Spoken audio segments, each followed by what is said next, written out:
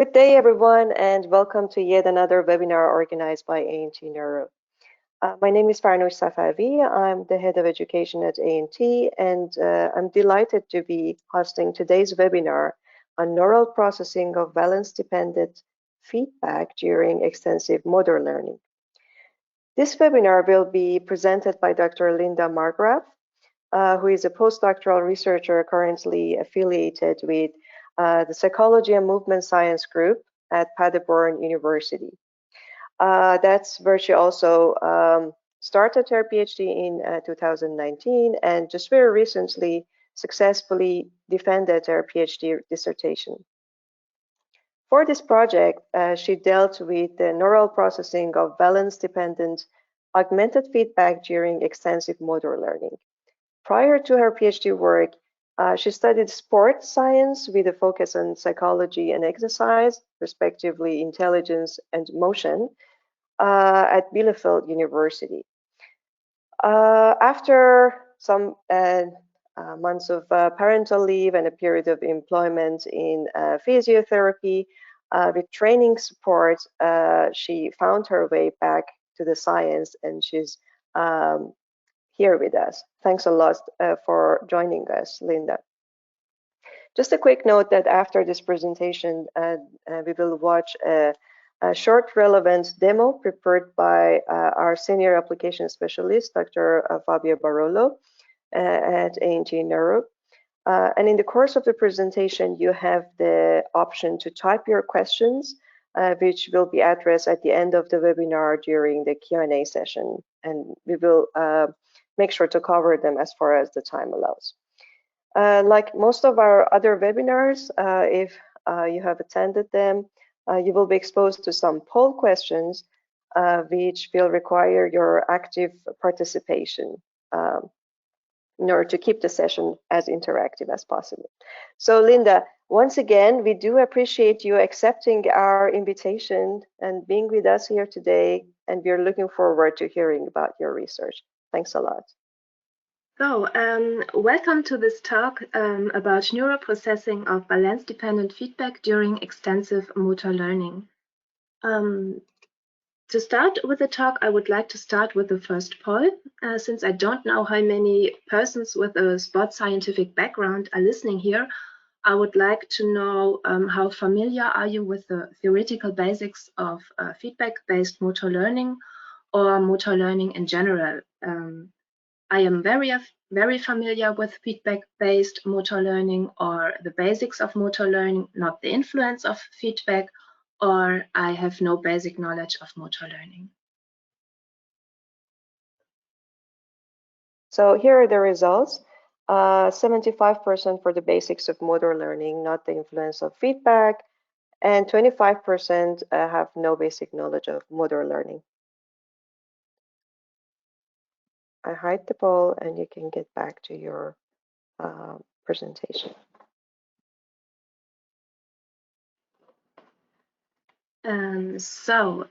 Motor learning is a process that develops over distinct phases and promotes motor automatization as a special dimension of learning. This is important to enable complex movement control and a stable performance, for example, in competitive sports, but also in daily situations that are cognitive demanding. According to several motor learning theories, in early practice phases, motor control underlies attentional control processes. This is indicated by frontal brain activity, for example, in the prefrontal cortex or the anterior cingulate cortex. With an increasing amount of practice, the amount of attentional control is reduced, and motor control is primarily based on processes of automatic control. Behaviorally, the amount of motor automatization can be measured as dual task costs that occur in an additional cognitive task. Dual task costs are defined as a performance decrement in a dual task condition as compared to a single task condition. To explain this in more detail on the graph, we have the number of errors in an additional cognitive task measured in a pre-test and a post-test. The results for the single task condition are plotted by the solid line, and the results for the dual task condition are plotted by the dashed line. For the pretest, we can see that at the beginning of a practice phase, there are large differences in performance. More errors are made in the dual task condition as compared to the single task condition, which can be interpreted as a lower degree of motor automatization. The motor task heavily relies on attention-dependent control, so there are not enough cognitive resources for the cognitive additional task. For the post-test, we can see in the later practice phase, the errors that are made are comparable in both conditions. This can be interpreted as a higher degree of automatic control. Attention-dependent motor control decreased, and there are enough cognitive resources for the performance of an additional task. The practice of a motor task is often supported by external feedback, for example, augmented feedback from a coach. There are several characteristics of augmented feedback that can be manipulated. For the person who gives this augmented feedback, it is important to consider how these manipulations may affect long-term learning. In this context, a research series in our working group under the direction of Dr. Daniel Krause dealt with the influence of feedback-valence on motor automatization. The task was an extension flexion movement performed with the arm, with 3 movement reversals with the aim to hit the defined reversals as precisely as possible. The task was practiced over several experimental sessions, and the amount of automatization was tested before the first practice phase and 1 day after the last practice session using an NBAC task as additional cognitive task. It could be shown that a large amount of negative feedback hampers the process of automatization, as can be seen on the left with 100% negative feedback, which means quantitative error information after every practice trial. A reduction of error feedback following a fading pattern in which the feedback frequency was gradually reduced over the course of practice results in a moderate amount of motor automatization displayed in the middle. Further, it could be shown that an enhanced degree of motor automatization could be achieved by giving mainly positive feedback displayed on the right. Therefore, it is assumed that negative error provokes attentional control for movement correction, while a reduction of error feedback and a larger amount of positive feedback seem to be beneficial for motor automatization. So, while different feedback design options and their impact on processes of motor learning are relatively well studied from a behavioral perspective, the underlying cognitive mechanisms are not that clear. However, a deeper understanding of these mechanisms may help to design optimal feedback conditions for motor learning, whose effects can be explained neurophysiologically. In this context, the project I present today is the continuation of the research series which I mentioned before, but with the focus on the neural correlates of valence-dependent feedback processing during learning. At the beginning of the talk, the focus was on motor learning over the course of time from early to late practice phases. Now let's see what's happened after one execution. In this context, 2 neural learning mechanisms should be explained: reinforcement learning and supervised learning. A motor action is always executed in anticipation of a certain goal. For example, a basketball is not thrown towards the basket because a ball and a basket are recognized, but instead there is the knowledge that in the game basketball, there is a score when the ball hits the basket. Reinforcement learning is based on the maximization of rewards and the avoidance of punishment. Therefore, the agent evaluates the own performance directly after execution and predicts a certain outcome. According to the reward prediction error hypothesis, as response to an outcome better than expected, the dopaminergic neurons in the midbrain increase their firing rate with the results of long-term potentiation and learning. As response to an outcome worse than expected, the firing rate drops below the basal rate, which leads to a disinhibition of the anterior cingulate cortex belonging to the cognitive control network. The consequence is a higher amount of attentional control for error correction. With respect to supervised learning, the actual outcome is compared with the desired or planned outcome. The discrepancy is calculated as error value. Supervised learning can be seen as a kind of model-based learning, since a certain idea of the desired motor action and its result must already exist. At this point, it could be mentioned that it is assumed that these learning mechanisms do not work independently from each other, but in interaction with each other. There are several neural correlates that are associated with valence-dependent feedback processing, but mainly examined in the cognitive domain. In the presentation today, I will focus on 3 frontal correlates, which are all measured at the FCZ electrode of the human EEG. First, the feedback-related negativity is an event-related potential measured about 230 up to 350 milliseconds after feedback onset. The FRN is thought to indicate prediction errors in reinforcement learning with more negative amplitudes after negative feedback as compared to positive feedback. Its origin is assumed to be the anterior cingulate cortex. I'd like to mention that there is an ongoing debate if the FRN is really a negativity or rather a positivity in which the N200 basic response is attenuated by rewards. However, I will use the term FRN as this term is more often used in the motor domain, and further, there is an assumption that there might be 2 overlapping subcomponents of the FRN, one as an indicator of a prediction error and one as valence-dependent difference measure, which would be the reward positivity. Another ERP is the rather rarely reported late fronto-central positivity, which can be measured about 450 up to 550 milliseconds after feedback onset. The LFCP is associated with more complex feedback processing and processes of supervised learning with more positive amplitudes after positive feedback. Besides these ERPs, frontal theta band activity defined from 4 up to 8 Hz is also a frontal correlate associated with feedback processing. Frontal theta is interpreted as a general signal that cognitive control is needed to adjust behavior, with higher activity after negative feedback as compared to positive feedback. Further, frontal theta is associated to processes of reinforcement learning and therefore also to the FRN. Although there's a growing range of studies in the motor domain, especially with respect to the FRN, there are no studies examining long-term changes in the neural processing of feedback or long-term learning effects. In this context, or in my context, learning is defined as relatively permanent changes of performance capabilities that are measured after at least 1 night of sleep with respective changes in long-term memory.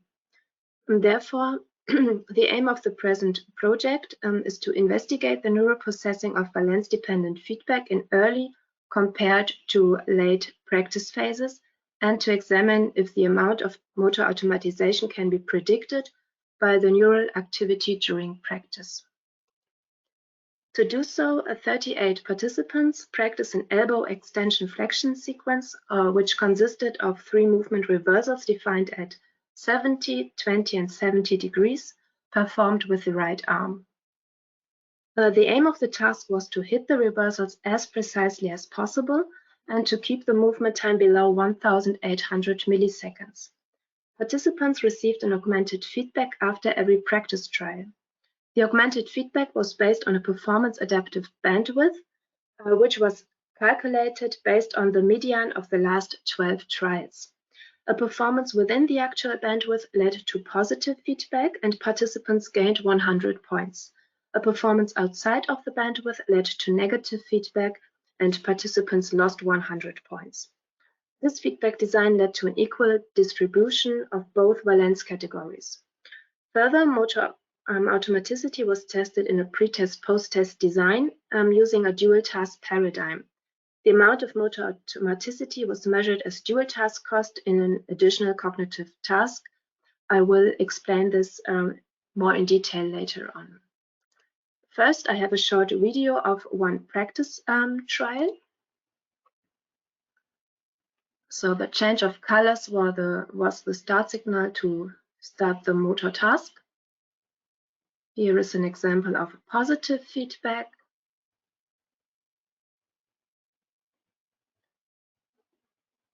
So I hope you can see the turning points, and an example of negative feedback. So as mentioned before, the degree of motor automaticity was tested in a dual task paradigm. The additional task was a visual spatial n-back task, in this case a 2-back task. In this context, yellow rectangles were presented in a 3x3 matrix. The task was now to compare the actual rectangle position with the second last rectangle position. If both positions matched, the spacebar should be pressed. You can see an example of this on the right side. Participants performed the motor task and the n-back task in a single task condition as well as in a dual task condition, in which both tasks had to be performed in parallel. In the dual task condition, the participants were instructed to prioritize the motor task. So the participants came to the lab for 7 experimental sessions and completed 1,028 trials of the motor task across all experimental sessions, 996 of these with subsequent feedback. An EEG was recorded in the first practice session on day 2 and the last practice session on day 6. A very large data set was generated, which was then broken down and analyzed with different research questions to analyze the data set as comprehensive as possible. So before I present the different results, I would like to know in which context you use the EEG, if it is used. So it's time for the next poll. Do you use EEG techniques in the scientific or clinical domain? Yes, I use the EEG in scientific context, or yes, I use the EEG in clinical context, or no, I use other methods to measure brain activity, or no, I don't measure any brain activity, but I'm interested.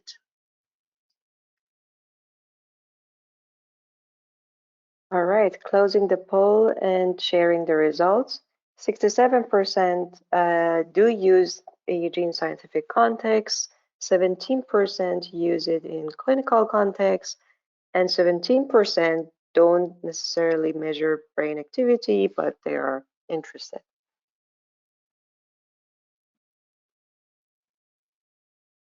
Yes, back to your slides. So my first focus was on the replication of previous valence effects related to the frontal ERPs, and further practice-related changes in the neural processing were investigated. In this context, it was expected that the activity of the frontal ERPs is likely to be higher after negative feedback as compared to positive feedback, and due to a larger amount of motor automatization, the activity of the frontal ERPs should be decreased in the later practice as compared to the early practice. The first analysis were focused on the practice phase, means the first practice in session 2 and the last practice in session 6.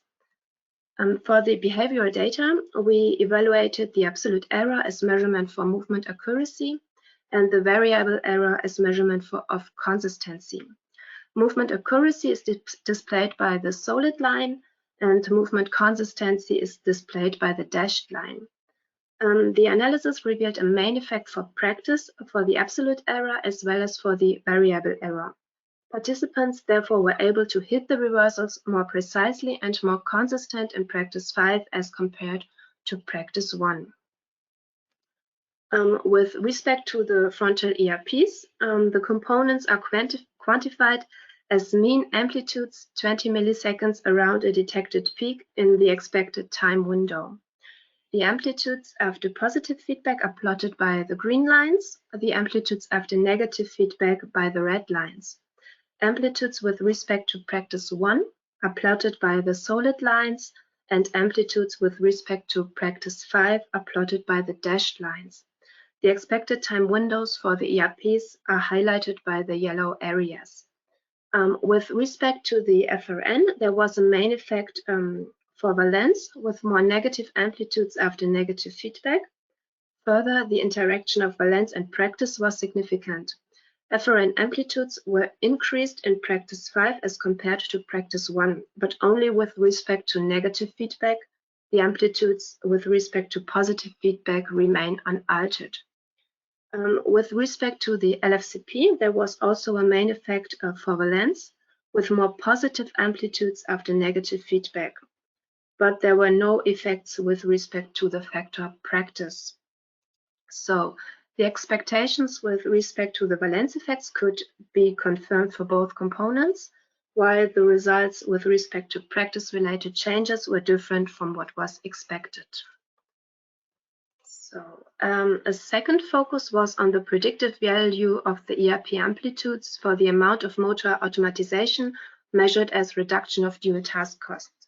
In this context, it was expected that higher activity of the ERPs that are associated with higher attention-dependent processing would indicate a lower amount of motor automatization. The analyses were focused on the pre-test in session 2 and the retention test in session 7. For the behavioral data, the N-back error was evaluated as measurement for the degree of motor automatization. So, the results for the single task condition were displayed by the solid line, and the results for the dual task condition was displayed by the dashed line. The analysis revealed a significant interaction between test and condition, and the difference between the performance in the single and dual task conditions was smaller in the retention test as compared to the pre-test, which can be interpreted as a certain amount of motor automatization. Let's look at the results of the correlation analysis. Related to the FRN, no significant correlation between the amplitudes and the reduction of dual task cost could be found. With regard to the LFCP, there was a positive correlation of the amplitude and the reduction of dual task cost, but surprisingly related to positive feedback in practice 1. Displayed on the graph on the right, with LFCP amplitudes on the x-axis and the reduction of dual task costs on the y-axis. However, as the correlation with respect to negative feedback just missed the level of significance, the analysis was also calculated without the factor valence. This analysis was also significant. So, with respect to the predictive value of the ERPs during practice, the expectations could not be confirmed. So, further, a secondary analysis was carried out as a time frequency analysis with respect to frontal theta band activity, with the aim to receive further information about the neural processing of Valence-dependent feedback. Here, the analysis was also focused on the practice phase with respect to valence effect and with respect to practice-related changes. Here it was also expected that frontal theta band activity should be higher after negative feedback as compared to positive feedback, and further should be reduced in practice 5 as compared to practice 1. Further, a correlation between frontal theta band activity and FRN amplitudes was expected, like it was found in previous studies. The correlation analysis for the LFCP was done in an explorative fashion. On the right, we see the topo plots for theta band activity, in which a strong frontal activation as response to augmented feedback can be seen. Here we can see the frontal theta band activity measured at the FCZ electrode. The time frequency decomposition was done by using complex Morlet wavelets. The x-axis represents the time after feedback onset, the y-axis represents the frequency, and the power is reflected by the color red for higher power and blue for lower power. The plots in the upper row depict the total theta power, the plots in the middle row depict the evoked part of theta power, and the plots in the lower row depict the induced part of theta power. The feedback valence is marked by the rectangle in the upper edge on the single plots, red rectangles for negative feedback and green rectangles for positive feedback. The plots for practice 1 can be found on the left side, the plots for practice 5 on the right side. As we can see, valence-dependent feedback provoked a response in the theta frequency band, which can be seen by the red areas. The evoked part in the middle or the evoked part seen in the middle is like an ERP time and phase locked to the feedback onset. The induced part in the lower row is time but not phase locked to the feedback onset. This part of theta response reflects, therefore, activity that cannot be depicted by an ERP analysis. As we can see here, there is activity as response to valence-dependent augmented feedback that was not included in the evoked response. In the following, the analysis of the time frequency data will be reduced to the induced part, as this part delivers further information in addition to the ERP data presented before. So for the induced theta band activity, the results revealed a main effect for valence displayed in the upper plot. Theta power was higher after negative feedback displayed on the right and marked with a rectangle as compared to positive feedback on the left side marked by the green rectangle.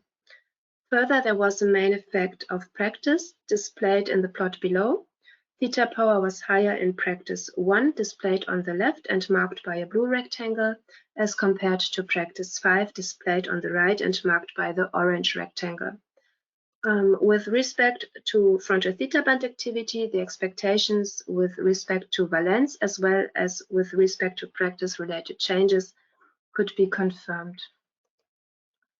So with respect to the association of frontal theta band activity, we will look at the correlations between induced theta power on the x-axis and the distinct ERPs amplitudes on the y-axis.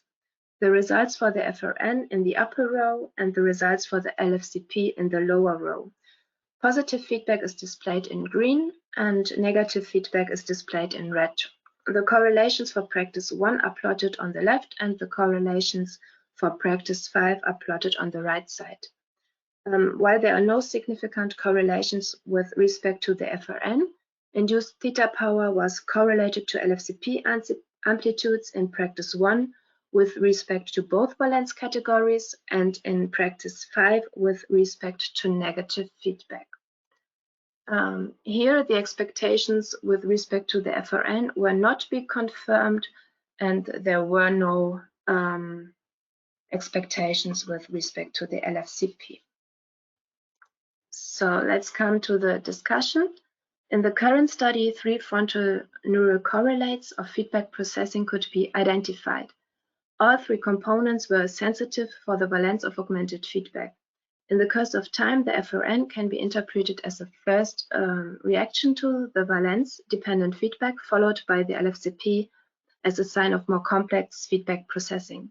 The frontal theta band response was in between.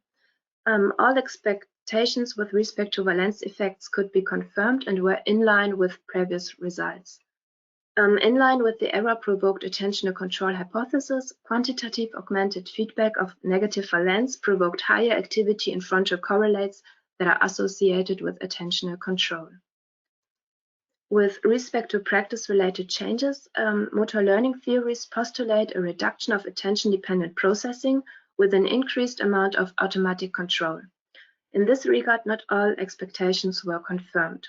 FRN amplitudes after negative feedback were increased in the later practice phase, which could be explained by the performance adaptive bandwidth. With an increasing amount of practice, the performance became more accurate and more consistent. This was confirmed by the behavioral data. As a consequence, the errors in the later practice were in general smaller as compared to the early practice. And these smaller errors in the later practice might be harder to predict as the larger errors in the early practice. With respect to the LFCP, no practice-related changes could be revealed. The processing of quantitative error information seems to be of equal importance in both practice phases.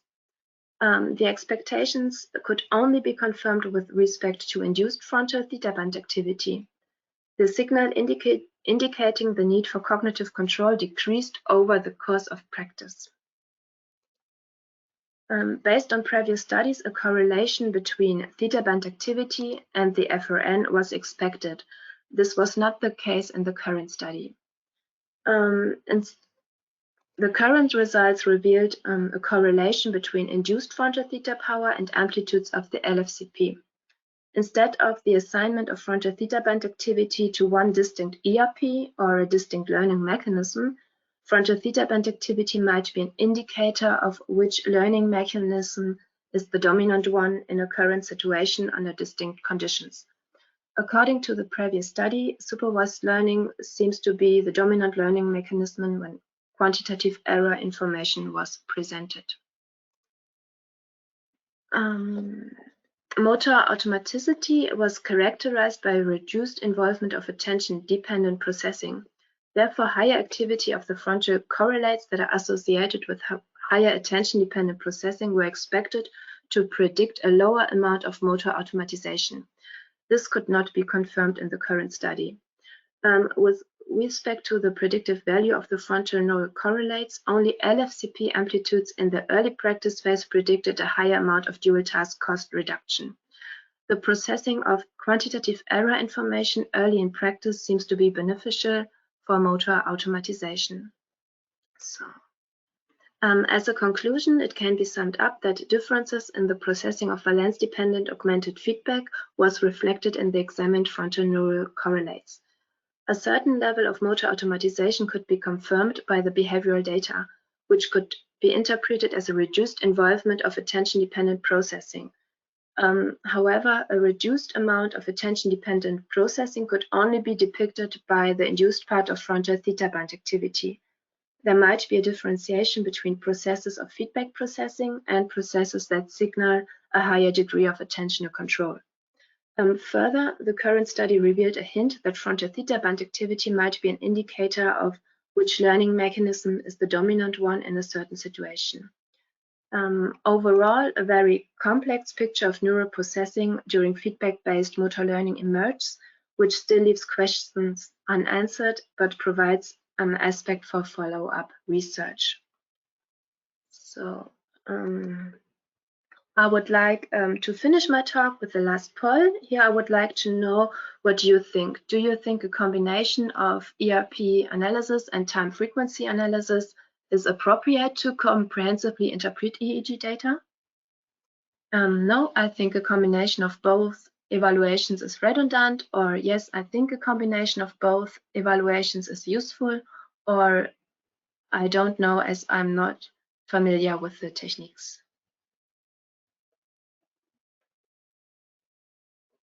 All right, I think we can close the poll. And there seems to be a consensus on the second point that the combination of both would add value. Do you agree with it? Yes, of course. Okay, nice. Getting back to your slides. Mm-hmm.